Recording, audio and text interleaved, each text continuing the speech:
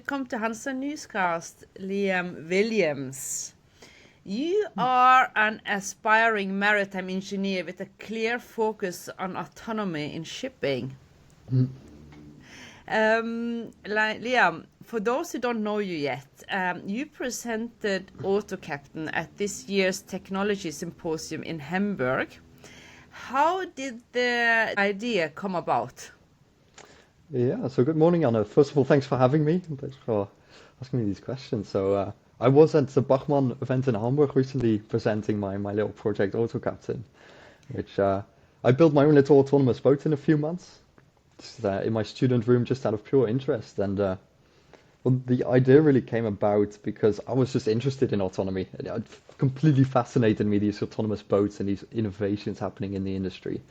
And I wanted to learn more about it, and so I thought, what better way to learn about it than just to dive straight in and try to build my own. Yeah, and you're based in Holland. How is autonomous developing there? And you also work very close with a very well-known company doing this project, didn't you? Yeah, for sure. So there's a lot of development happening here, and there's so many initiatives and so many startups and companies trying to dive into this niche and to innovate in the industry. And so there's all these opportunities and movements and these professionals around, and everyone's so excited about it. And I got a lot of support for my project as well, and I told my previous internship mentor and some other stakeholders I had about it, and they were all very excited to help me, and everyone was sponsoring me. So I did work with a few companies together, and I got a lot of support from the industry. And I think the most impressive thing is it just took you like, how long, is it correct, 3 months to do this? Yeah, that's correct. Yeah. That's a fast speed. So were you like kind of very good in the whole IT and algorithm and all this stuff before you started, or is it kind of easy for, sort to say, but your generation, we're a bit more senior, so it's in age, so different time of growing up. So please tell, how does it work? Yeah, I did just build it in 3 months, which is a very short time frame. Beforehand, kind of the objective of the project, it was so overwhelming beforehand. I didn't know where to start. It was insanely complex, so many moving parts. And I really wanted to prove that it doesn't have to be difficult. It doesn't have to be expensive. It doesn't have to be intimidating. And that it can just be built by students within a few months. I did have a lot of tools to my disposal and a lot of professionals in the industry, and so much is online already. There's so many tools out there. So I utilized it and leveraged everything to the maximum, which did allow me to do it in such a short time frame. How many hours during the week, in average? Too many. I've got to say like 60 plus. Like everything was dedicated to it. In the mornings, as soon as I woke up, the afternoons, in between lectures, to late in the evenings, Friday nights, I spent everything on the project. I was completely fascinated and obsessed with it. Yeah. So autonomy gets thrown around a lot, as if saying the word is enough. What does it actually mean to you, the word autonomous? Yeah, it does, and I think it's a bit of a grey area. I think a lot of these innovations are automations. That's the umbrella term, is automation, and then autonomy is maybe a subgroup of that.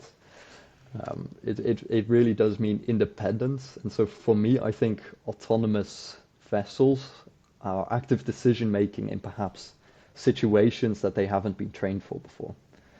So if you was to hard code every situation, every scenario, and what to do, then it's still the engineer who makes the decisions, and then just the machine that performs them.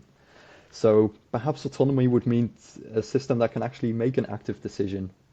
It can actually deal with the external environment as it goes.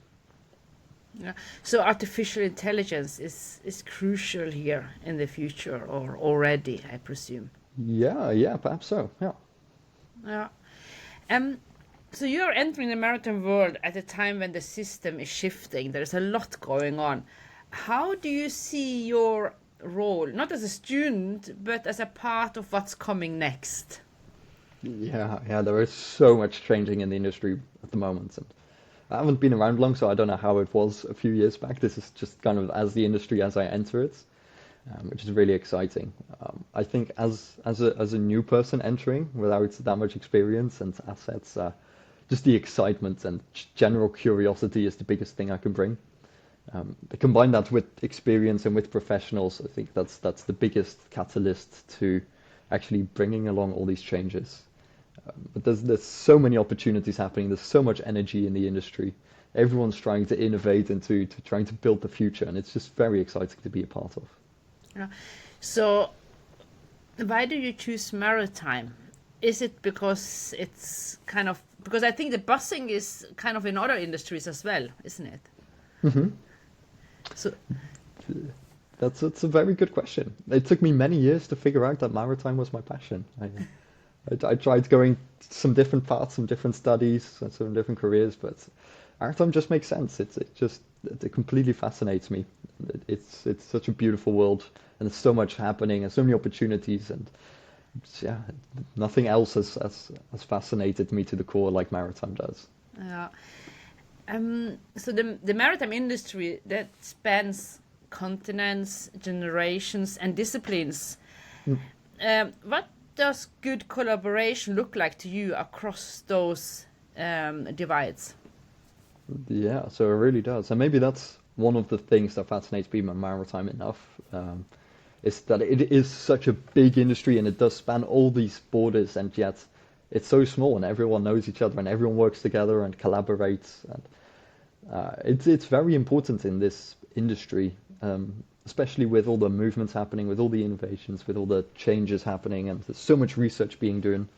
I think it's very important that all these borders are crossed and that collaboration is enforced, not just in operations of the maritime companies, so they work abroad a lot, but also just in research and developments.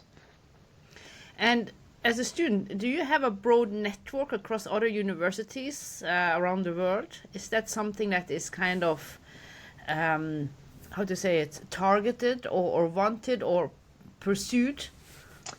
Yeah, so we do cover some other universities across the world, especially in the maritime, but also in other industries. And we look at a lot of research that other universities are doing, case studies and their progress, and also just companies and startups abroad. And in this industry, it's very important to have a good scope of what is happening in the world and how to actually reach people that you need across these borders. And so they do really enforce it. Yeah. People love to talk about the future of shipping as if it's far away, but you are standing in the middle of it. What assumptions would you challenge in today's maritime thinking? That it's conservative. That was one of the first things they taught me in the universities. Maritime industry is very conservative. It's hard to bring change, but now that I'm actually in it, everyone is open to the future and open to change and open to research. And I couldn't imagine the industry being more excited for the future than it is. So I would definitely challenge that assumption. Yeah. So it is, or is that how maybe a bit of more challenging questions since you are also like looking the maritime across borders. Is it the same? Does it depend on the country how conservative it is, or do you see it as a general not conservative? It's more future looking. I think in general it is very future looking, but of course there are changes and differences between countries, but that's more characteristic of the people working in it rather than the industry itself. Different cultures just have different ways of going about it and looking at the future. But in general, everyone is open for it and wanting to collaborate and wanting to improve. Yeah. So when are you finish your studies? And what's Soon. coming up next?